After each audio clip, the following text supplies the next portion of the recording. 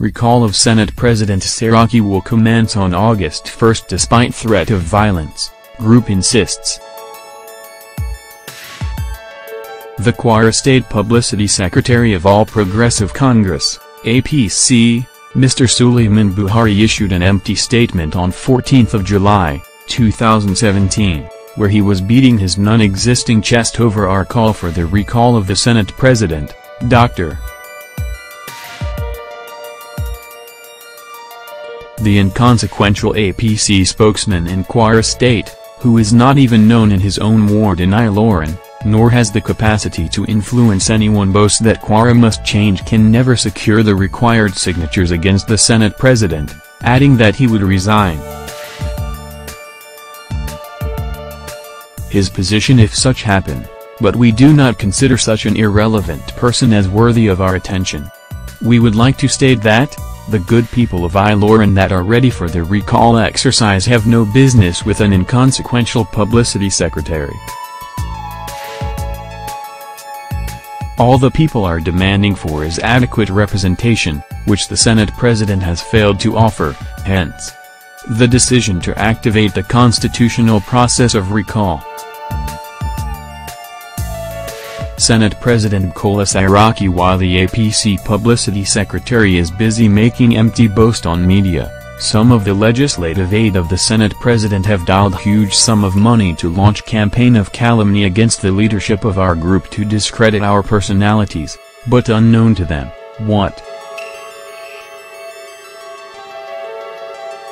they are doing is not only making the recall process more widely known and accepted by the people, it has also allowed more supporters and well-wishers, even among their own followers, have access to us to pledge their support to the recall process.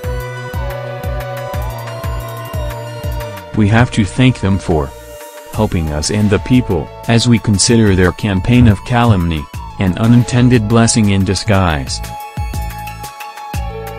Most importantly, we must warn one particular legislative aide of the Senate President, Mr. Sulyman, who called to threaten violence over the recall of Senator Bukola Saraki. Sulyman is a legislative Saraki and a former coordinator of Muhammadul Belgore Solidarity Group. We wonder what they are scared of, when they have described the recall as an exercise in futility. Let it be clear that the process of recall has been initiated. It is a constitutional process that cannot be stopped by any threat.